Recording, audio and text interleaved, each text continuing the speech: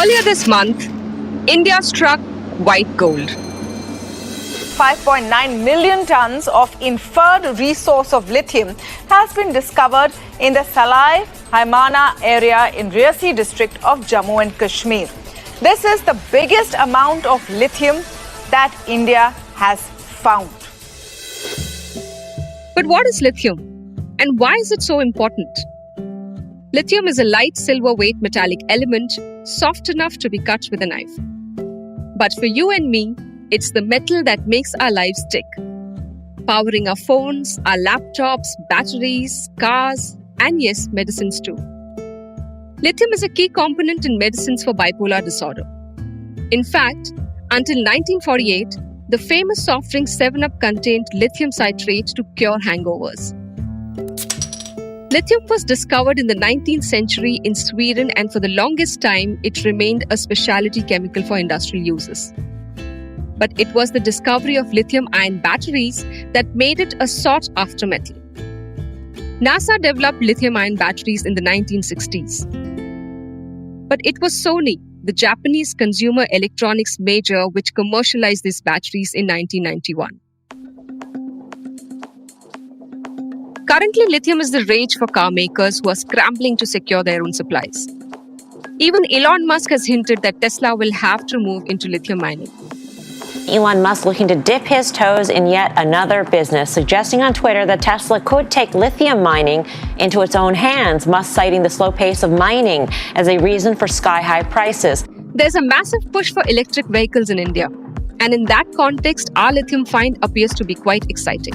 But is this excitement justified? And are we celebrating a little too soon? Because this 5.9 million tons is an inferred resource, meaning we don't know how economically viable it is yet. So can we mine this lithium? That too in an environmentally safe way? And will this find secure India an influential place on the global energy table? All this and much more in today's episode, where we are exploring if India's latest lithium find will be a game changer. Our guests today are geologist Dr. V.N. Vasudev, who discovered 2 virgin gold deposits in the country. I don't want to call it as a reserve. It is a resource. Swati D'Souza, Program Head for India's Zero Emission Vehicle Center, University of California, Davis. This metal is extremely important to our national transition story across not just the electricity sector, but also the transport sector. And Pankaj Sharma, co-founder of a deep tech battery startup, Log9 Materials. That's the lightest element that we have on the planet. It's the most important metal for storage and for battery technology.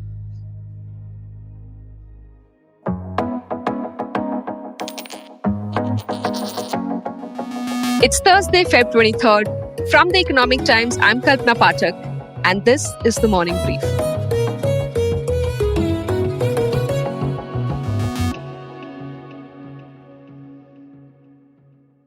This discovery of lithium pushed India from nowhere to 7th place in the world, cheering the makers of lithium-based batteries, electric vehicles, and solar and wind tools. And rightly so, because India imports lithium and lithium ion predominantly from China. In the last 9 months alone, India spent 16,300 crore rupees importing these. In fact, since India does not mine its own lithium, this latest discovery could be a game changer for us, especially in our transition to clean energy through electric vehicles, energy storage devices, and of course, reducing our energy import bill. But since this is an inferred resource, how close are we to mining it yet? Long way away, says geologist Dr. V.N. Vasudev, who has explored in over 42 countries and has served as a member of the Mineral Policy Committee of the Niti Aayog. Long way away means it can be a minimum of, say, 18 to 20 months, say 1.5 years, or it may take 5 years. It all depends upon the level and expenditure on and the detailed exploration that any agency would take it up. Currently, it is in the hands of the J&K government and also with the Ministry of Mines. Ministry of Mines, in the sense, Geological Survey of India is the leading explorer of minerals in the country at the moment. So, combined with the J&K state government, they have to decide who should explore the property. All right. So what is the process now? What needs to be done next? Next step is detailed exploration. Detailed exploration involving drilling of the known property, where 5.9 million tons of, they call it reserve. I don't want to call it as a reserve. It is a resource. We are far, far away from finding out, doing anything to extract the metal, whether it is in the form of lithium metal, in the bauxite ore, or in the form of any mineral. That is clearly not known at this juncture. So that resource has to be clearly defined and found out whether the mineral, lithium-bearing mineral or the lithium metal is extractable or not. These two have to be done by any agency, either private or government agencies. Can these finds be called significant yet? And can we place a value on the inferred resource?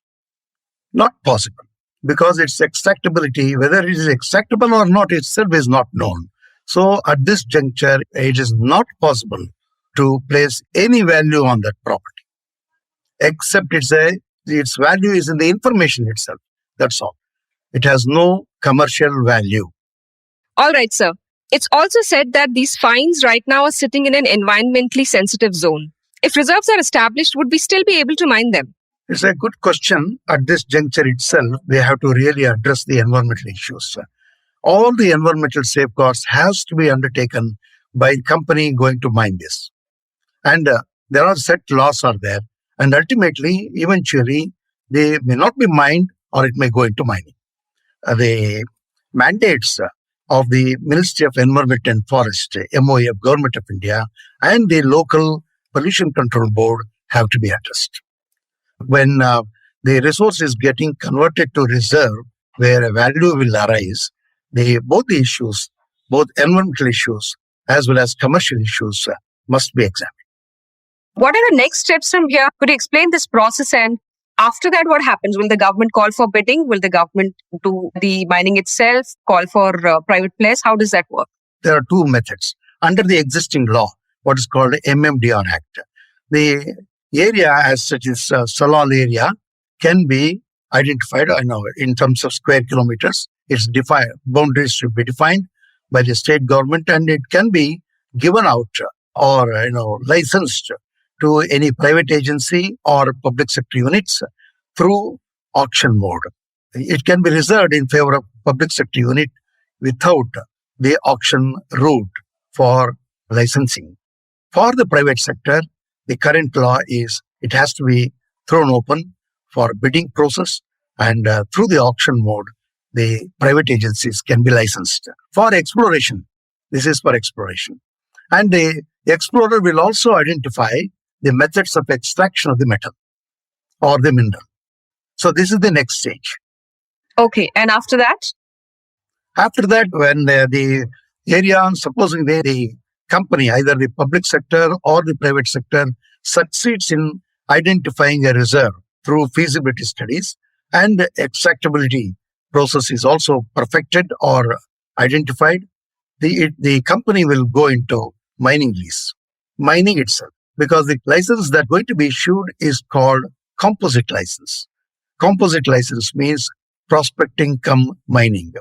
So the company which succeeds in prospecting and identifying the reserves and the methods of extraction of the metal will seek mining lease and takes up mining. But there are policy changes involved.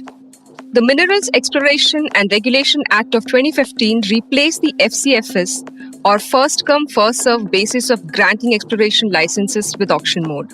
Dr. Vasudev adds that this challenge is an impediment in India becoming Atmanirbhar in metals, especially when India has immense scope for development of new gold mines, copper mines, tungsten mines, potassium mines, and mines of rare earth metals. Atmanirbharta indeed is the key.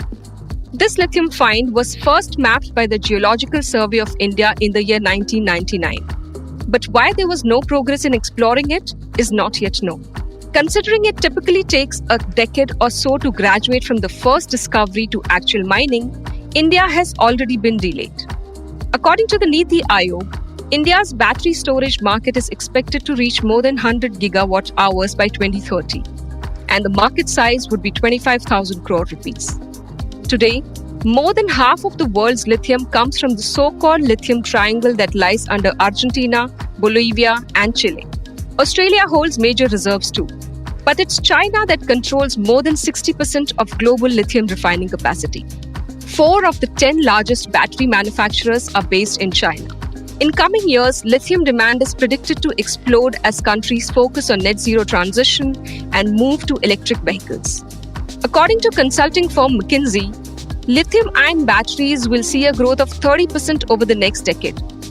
So countries obviously are racing to secure lithium supplies. But how important is this metal from the geopolitical issue for India?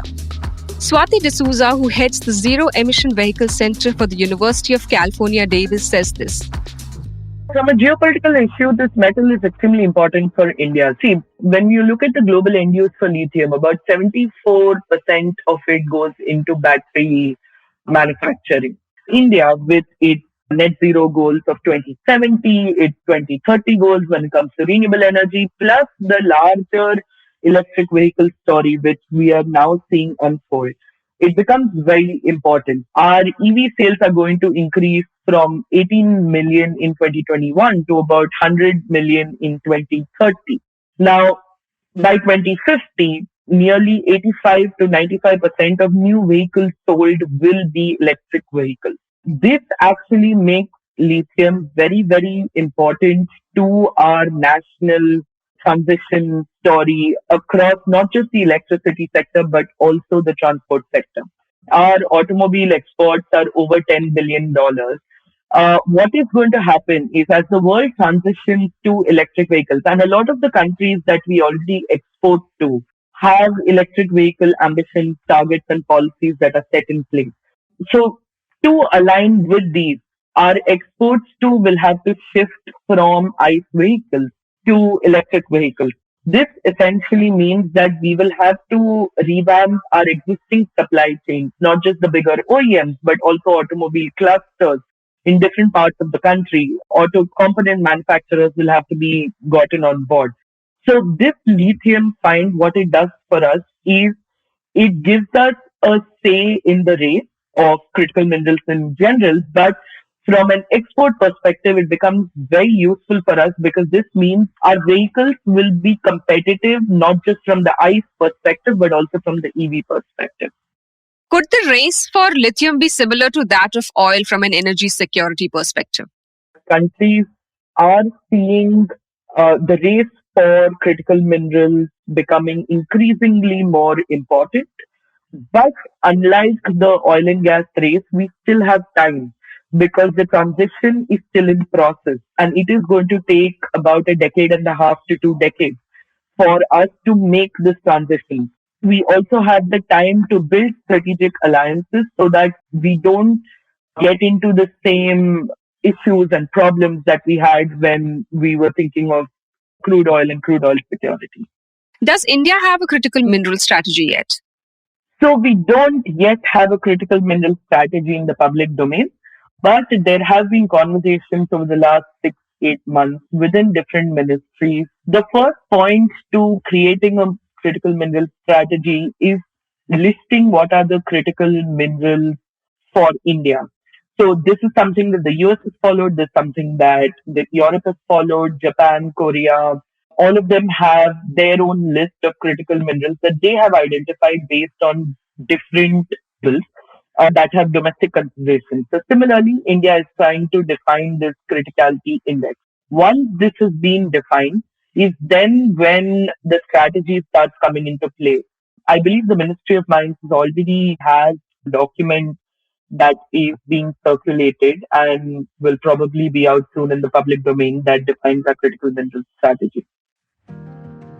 But till the document is ready and out, Indian entrepreneurs aren't sitting on the sidelines waiting.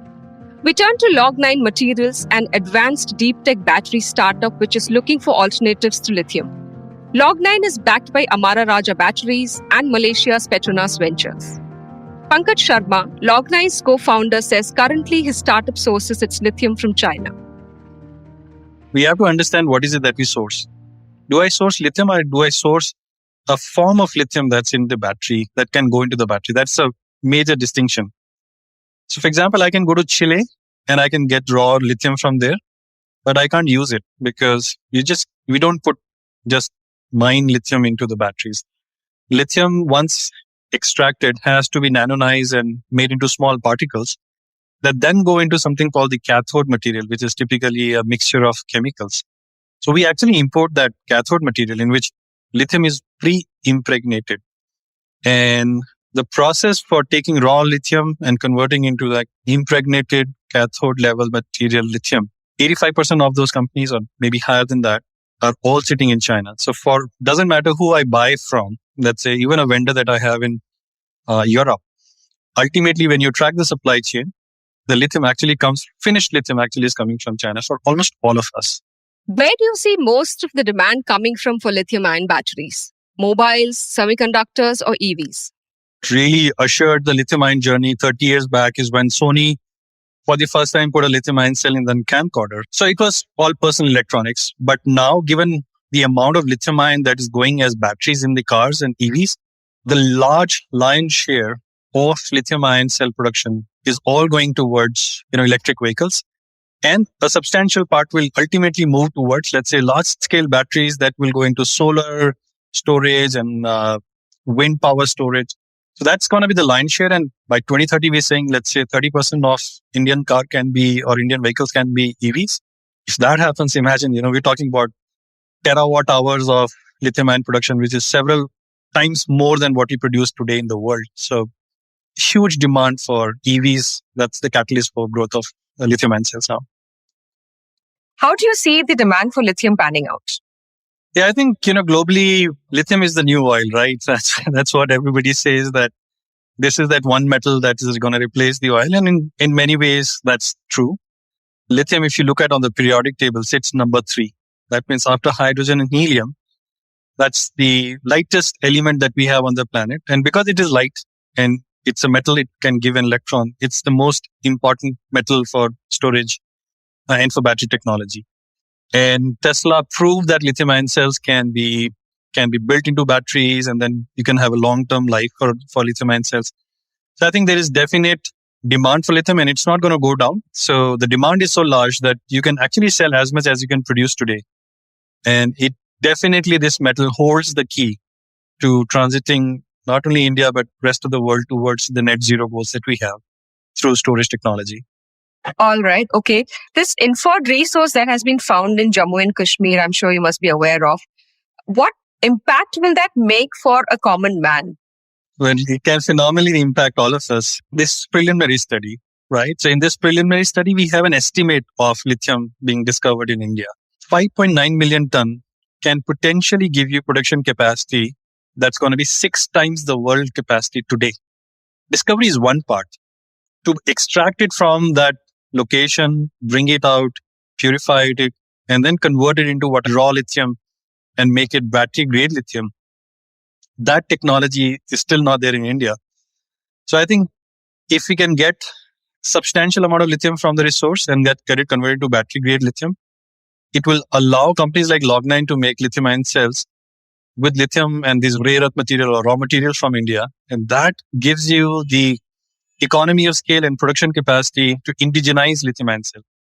Right now, everything that is there in a lithium-ion cell is imported. And then what it has is a practicality of making batteries cheaper because they would be built in India from the raw material in India. And hence, ultimately, a common man on the street will be able to buy an EV at a differential price than what they're able to buy right now because you don't have to pay import duties. You can do everything in-house there. All right. Other than raw material, what are the challenges to domestic manufacturing? It's phenomenally complicated to make a lithium-ion cell. If you look at it, lithium-ion cells have been around for the last 10 years. Your mobile phone, the laptop, everything is running on lithium-ion cells. And India has not set up even a single factory to make lithium-ion cell. And the reason for that is because to manufacture lithium-ion cell, lithium is a very environmentally sensitive material. It's a very reactive metal. And hence, the way you have to manufacture lithium-ion cell is first you have to build a factory that is completely environmental controlled. Just to give you a number, to make 1 gigawatt hour production facility of a lithium ion cell, you have to invest roughly about $100 million. So one is what amount of investment goes and infrastructure that you need to create to make lithium ion. But the second part is, even if I create all that jazz and create all that infrastructure, where am I going to get the raw material? And at what supply cost do I get a raw material? I mean, I set up $100 million worth of investment. I start to make lithium ion cells. And tomorrow the price of lithium becomes twice. What will happen to my produced cells? Will I be able to sell 2 times more expensive cells in the car? No. So these are those impediments of commercial discussions and investments that have kept India as a fence side watcher, while some of the other countries went ahead and set up large gigafactories, and they become the LGs and the Panasonics of the world. All right, Pankaj. So in case these inferred resources become reserves, do you see investments happening in that segment that we just discussed? So now this is perfect timing. You have a PLI in which the target is by 2030. India is setting itself to set up about 70 gigawatt hour of lithium ion cell production. There are about 4 or 5 companies that bid it in the PLI and they got the PLI. If you look at the data, that means by 2030, we're looking at something like 70 gigawatt hour of lithium ion cell production facilities to be created in India. So while we have been late to the party, now in the next 7 years, I think there will be a lot of action that's going in that direction. Help me understand, can technological innovation and substitution help us manage the demand for lithium? And could this be done without compromising performance of the end-use application or product? Oh, yes, absolutely. Like I said, the price of lithium has, in the last 2 years, have been climbing up. But the cost of lithium-ion cell has been climbing down. So how is it possible that the raw material is going up, but the end product cost is going down? And that's through technological innovation. And in lithium-ion cells, what is happening is there is technological innovation that's happening to pack more and more energy per kg of this material. So you're trying to enhance technologically the amount of energy you can hold inside a cell. If you can hold more energy inside one cell, practically you don't have to put more raw material in it, and hence you bring the cost down. Right now, the total world's installed capacity is 500 gigawatt hour. Out of that, about 375 or close to 400 gigawatt hour is produced only in China. It's only the remaining 100 gigawatt hour is produced, something in Germany, something in US. Tesla has a 42 gigawatt hour plant in the US. So outside China, the production centers are far and few. Sure. Pankaj, lithium is one ingredient for balancing nickel and cobalt is equally necessary. Can India ever be self-sufficient in that? Brilliant question. So let's understand it fundamentally at a very different level. Lithium is only 2% in a lithium ion cell. It's very counterintuitive. We call it a lithium ion cell, but lithium is only 2% by weight. The remaining 98% are, if it uses cobalt, then it's cobalt, nickel, magnesium, carbon, so on and so forth. When you have cobalt in a cell, these cells are called NMC. C comes from cobalt. These cells have the ability to hold a lot more energy. Lithium-ion cells that carry cobalt and nickel, NMC kind of chemistries, they are designed to hold more energy. And when they hold higher energy, they give you long ranges. So those cells were designed for 200, 300, 400 miles. While these cells are great at holding a lot of energy, there's a problem that they catch fire at any temperature that's beyond 60 degrees. They go into thermal runaway. They're not designed for Indian tropical conditions. So NMC is a great cell, but they're designed for a colder climatic condition where 25 degrees is the ambient temperature. India is now moving to a different iron-based lithium-ion chemistry called LFP. So it uses iron and phosphorus and ferrous and phosphate. And less of cobalt is being used. LFP doesn't use cobalt, for example. What India needs is a 150 kilometer range car. Why is Nexon 180 kilometer range car? Because that's what we drive in India. We don't have the large distance to travel. We are all intra-city logistics or car driving conditions. So we have an opportunity to move away from these rare earth material based chemistries and go more closer to like an LFP or an LTO kind of a chemistry, with Logna is working in that.